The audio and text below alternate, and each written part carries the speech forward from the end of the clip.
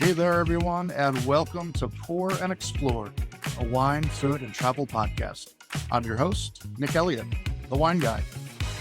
I'd love to be your go-to guide for all things wine, food, and the amazing places they take us. Here on Pour and Explore, we'll sip, savor, and wander through the exciting world of wine, discuss incredible cuisines, and uncover the stories behind unforgettable destinations.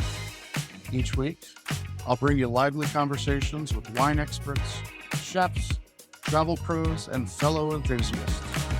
We'll share practical tips, hilarious tales, and plenty of inspiration to fuel your next adventure. So grab a glass, pull up a chair, and join me as we pour, explore, and celebrate the good life. Let's dive in. Hello there, wine lovers. Welcome back to Pour and Explore, a wine, food, and travel podcast. I'm your host, Nick Elliott, certified sommelier, former winemaker, and your personal guide to making wine fun, approachable, and most importantly, delicious.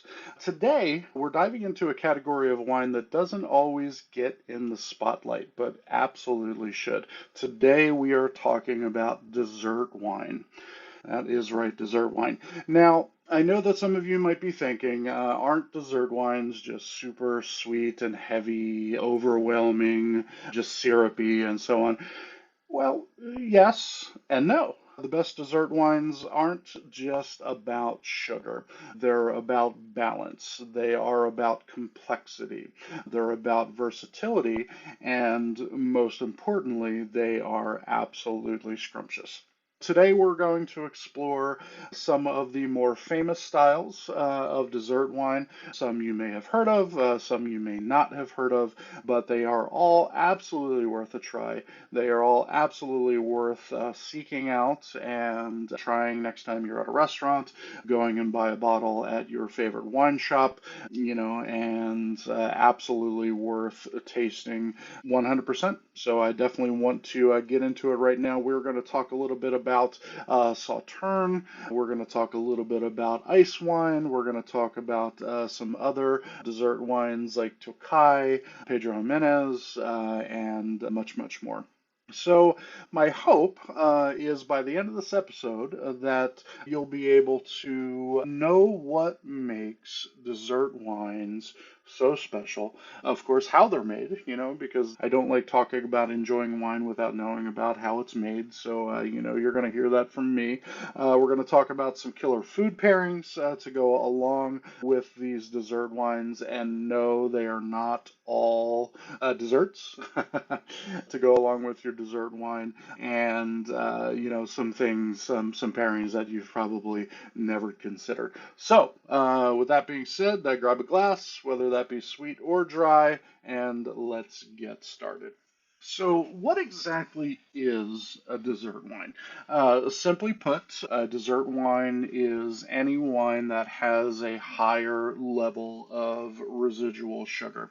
In the wine industry, residual sugar, or we shorten it to RS, a lot of times when we're talking about the sugar content in wine. So, residual sugar can be very, very low in wine.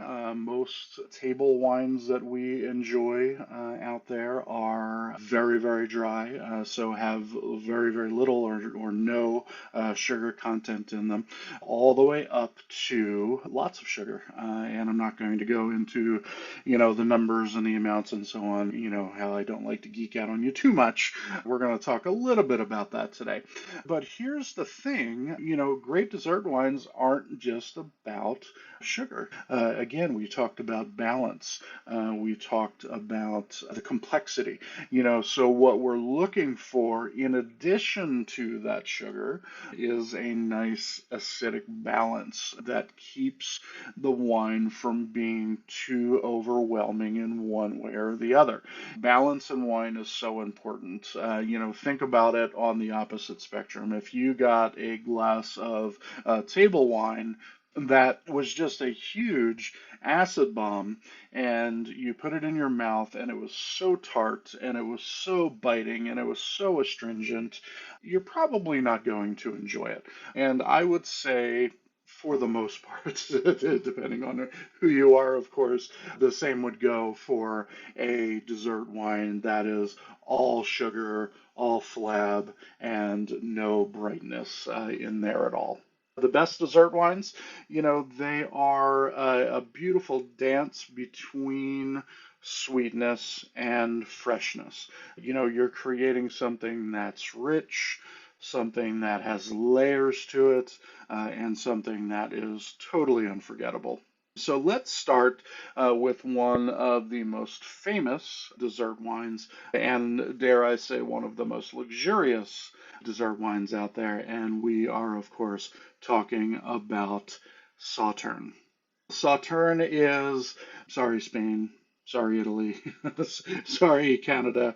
Sauterne really is the king of sweet wines, if you ask me. But then, of course, I am partial to French wine, but that is besides the point. Sauterne is a rock star, and if you haven't tried it yet, you definitely want to put Sauterne on your bucket list. Let's talk about what makes Sauterne so special. Well, first and foremost, the region that Sauterne comes from, and you've heard me talk about this a lot on this show, is in France. They have very specific styles, very specific ways of doing things in their winemaking in France. So you're only going to find real Sauterne that is made in the Bordeaux region of France, which is on the west coast of France, river valleys, beautiful rolling hills, famous, of course, their famous still wines, your Red Bordeaux or your Bordeaux Rouge, Cabernet Sauvignon, Merlot, Malbec, Cab Franc, just beautiful wines. And then on the white side, Semillon and Sauvignon Blanc are the white wines that are primarily the ingredients in a white Bordeaux or a Bordeaux Blanc. So in Semillon, they are going to use those same grapes for their Sauternes. So Semillon, Sauvignon Blanc, and then oftentimes they'll use another variety of grape called Muscadel, and that will sometimes, but not all the time, be blended into the Sauterne. The secret ingredient, besides grapes, in Sauterne is something that is called noble rot. You heard me correctly. Noble rot, R-O-T. And noble rot is also known as botrytis. Sounds gross, right? But actually, it's a magical fungus that grows on the grapes as they start to die towards the end of the growing season. And what's happening is that noble rot, it is shriveling the grapes, it's concentrating the sugar content, and then it is also adding flavors of, believe it or not, honey, some baking spice notes, really, really gorgeous. Nutty is another one, floral characteristics. So we're taking something that, on face value, this noble rot, this botrytis, and it sounds very off-putting, but the French have learned to capture the beautiful notes that are happening while the grapes are rotting on the vine, capturing that lightning in the bottle, crushing it, fermenting it, doing all of the things that they need to do to it to turn it into wine, and then rebottling that as this golden, luscious, creamy, viscous, lusciously sweet wine. And you're going to get beautiful flavors of apricot, orange marmalade. I mentioned baking spices earlier. It's a super fun wine, and it's one that you absolutely have to try if you like your wine a little bit sweet. You know what? And if you don't like your wine a little bit sweet, you should try it anyway. It's an experience. Trust me, it's something that you're definitely going to want to add to your list. Let's talk for a minute about pairing Sauterne with food. I just had a lovely conversation with a fellow wine lover, and we talked a little bit about pairing wine with cheese, and in particular, pairing dessert wine with cheese. So the first thing that comes up for me is pairing Sauterne with blue cheese. Now, this is a match that absolutely works so wonderfully. If you think about blue cheese, it's got a little bit of acid, a little bit of astringency, very salty. It can be creamy, depending on the level of blue in there. It can have all different types of characteristics, but let's just use regular old blue cheese that you get at the supermarket as the example. The saltiness of that cheese is going to cut through the sweetness of the Sauterne, and it's just going to be a beautiful match. And vice versa, the sweetness of the wine is going to downplay the sodium content of that cheese. Now, the next pairing I'll talk about, some of you may love it, some of you may hate it, some of you may be against it. Wherever you sit, pairing Sauterne with a well-cooked foie gras is, again, just a stunning pair and one that you absolutely have to try.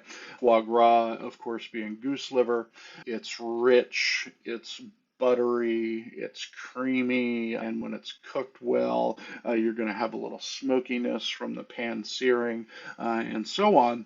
And it's also going to be slightly sweet. Goose liver foie gras is also very slightly sweet. So you're taking something that has some sweetness in it, and you're adding some additional sweetness on top of it, plus all of those other layers of stone fruit and sweet. Just absolutely gorgeous, gorgeous pairing. Now, here's one for you that might throw you off a little bit. Sauterne and fried chicken. You heard that right. Sauterne and fried chicken. Now, I'm not necessarily talking about Colonel Sanders over here.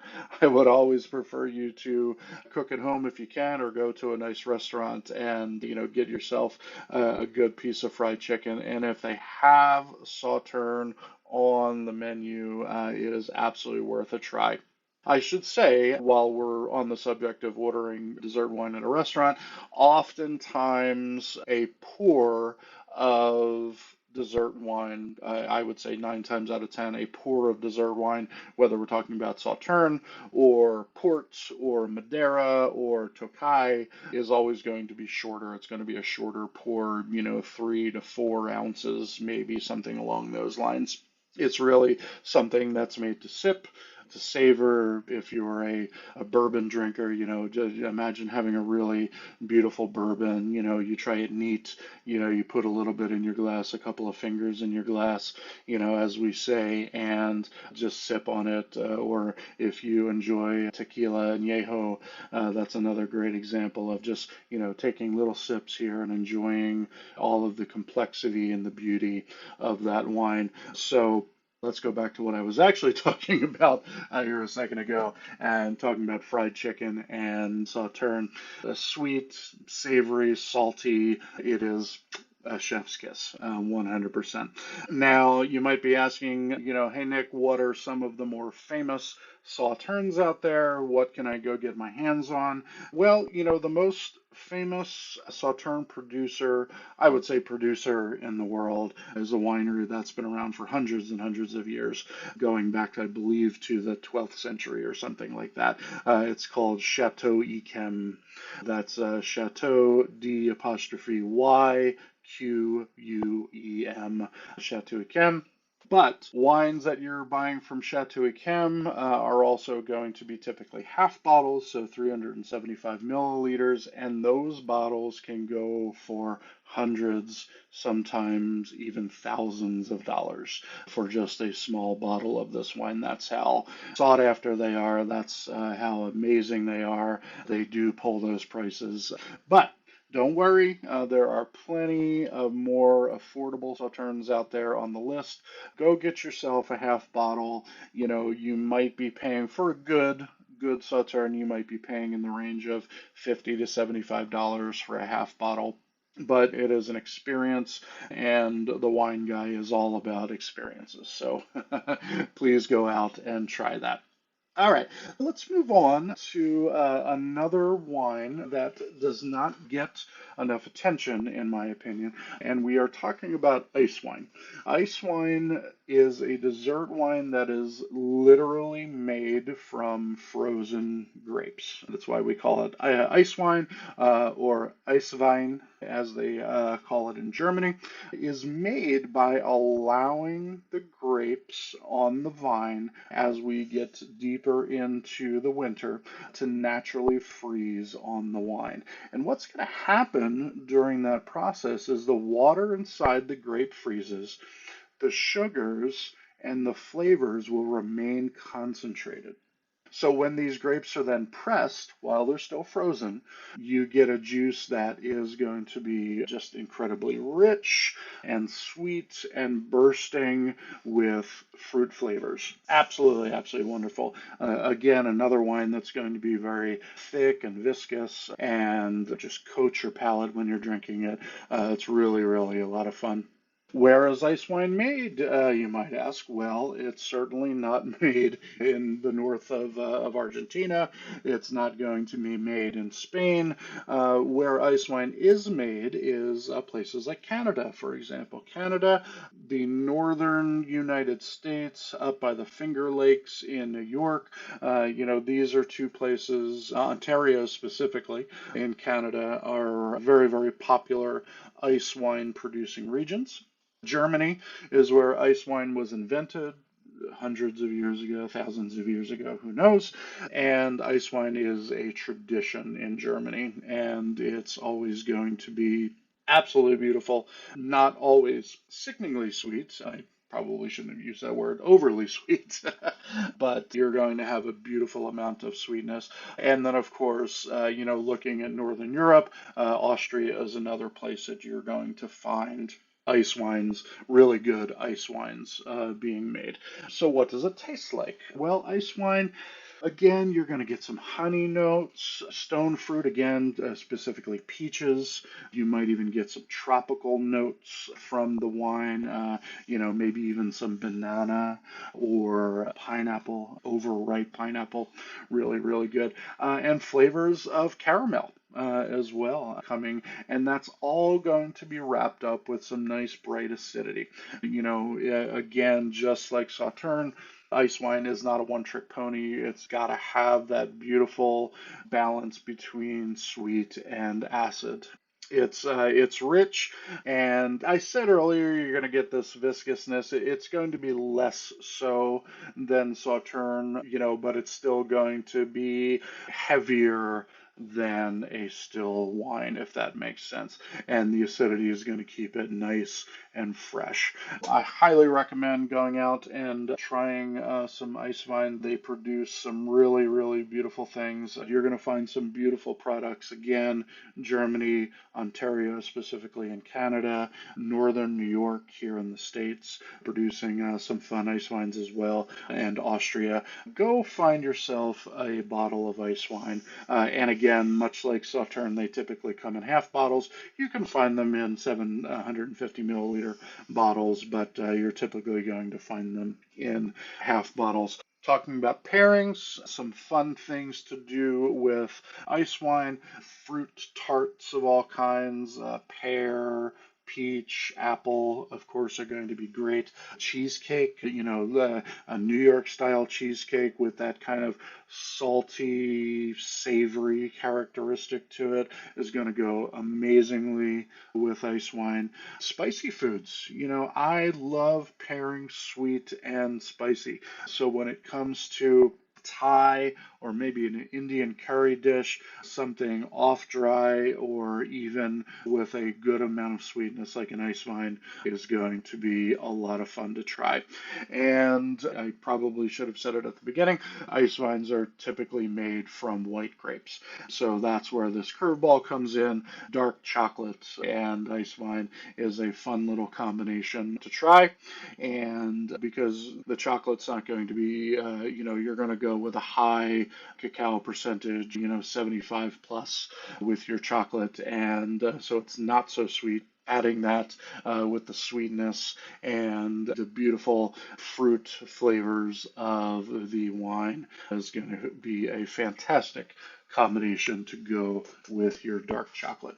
If you're new to dessert wines, maybe skip over Sauterne for right now because you are going to be paying a premium for Sauterne. Find yourself a bottle of Eiswein. This is going to be a great entry point for you. It's fruity, it's fresh, it's super approachable, and as far as the price point goes, it's a lot friendlier on your pocketbook than the previous example. Okay, well, we've got a few more things to talk about. I'm not going to spend too much time on these, but these are wines that are absolutely worth mentioning when it comes to dessert wines. And the first thing we are going to talk about is a wine that is called Tokai. That is spelled Tokaj.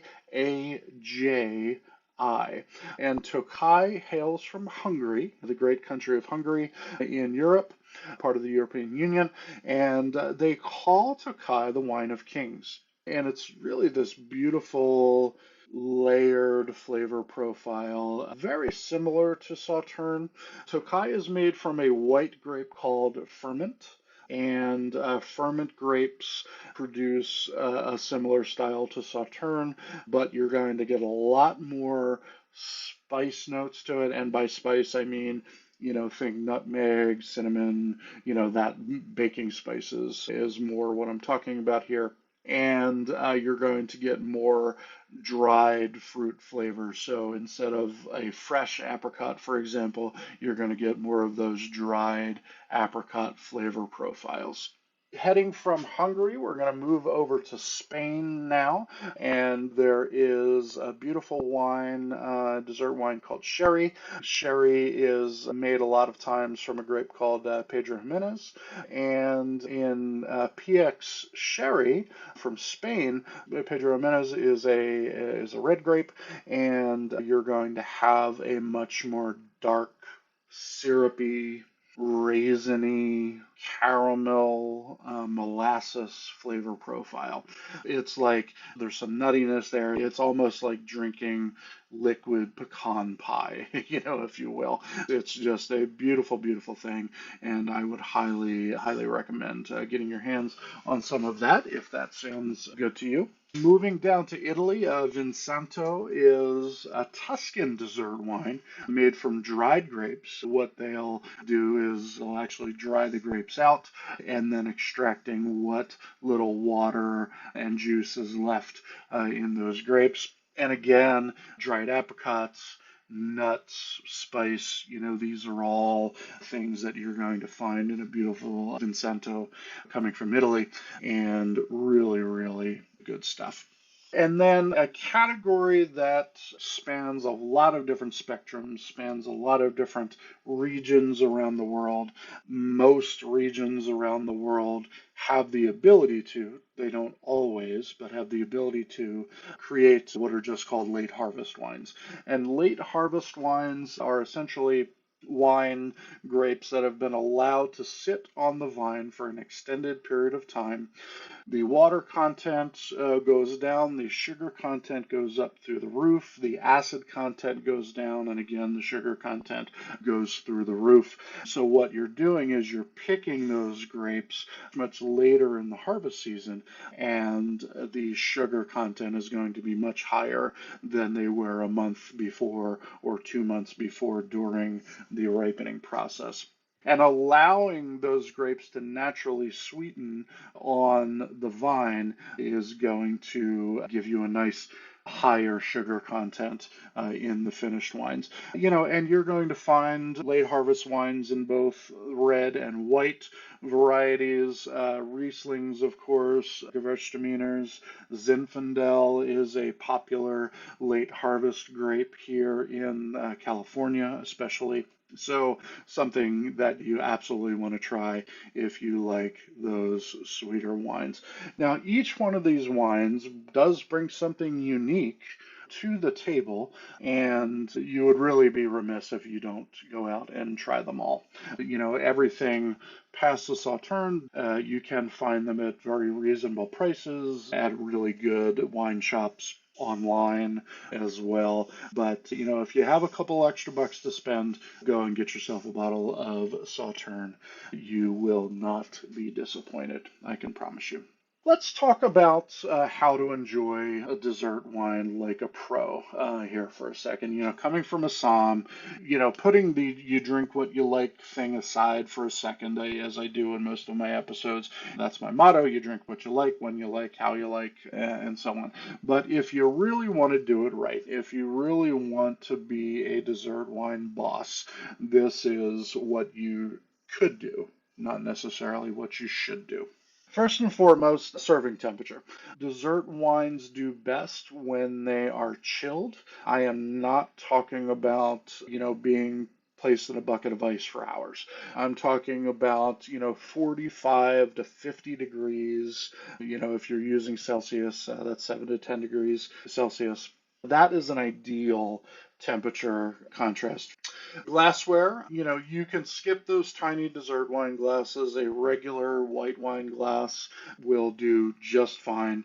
And actually, it might even increase your enjoyment of the wine because when you put wine in a glass, what is happening is the amount of contact that the wine has with the air around it, so the more surface area that the wine has to breathe and allow the aromas to come out of it, the better, in my opinion, and most somms' opinions. That's why if you think about, Pinot Noir glasses versus white wine glasses, Pinot glasses are big bowls, because their aroma profiles are going to be less in a Pinot Noir versus a Cabernet Sauvignon, for example.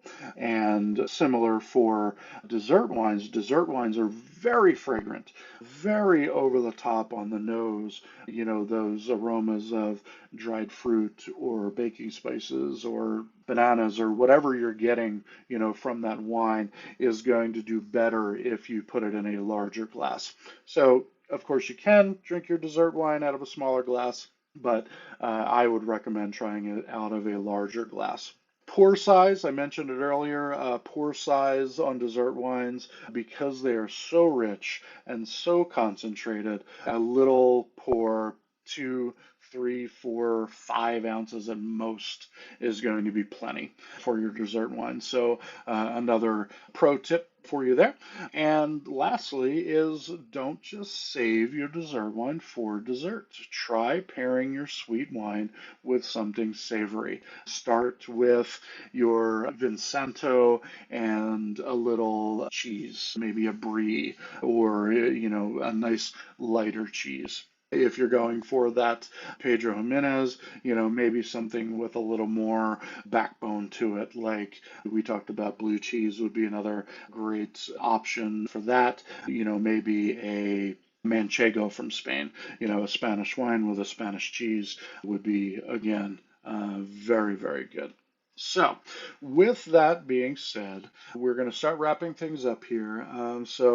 Wine lovers, I really appreciate you being here today on this episode. I hope you really enjoyed what you heard. Of course, as always, if you have any questions about what I talked about here today, you can always reach out to me.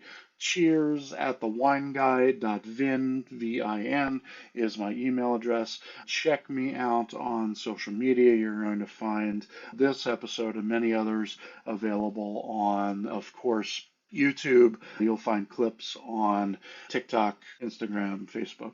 As we covered all of these things, Sauternes, Eiswein, and these other amazing dessert wines, always feel free to reach out and ask me questions, whether that be on social media or on email.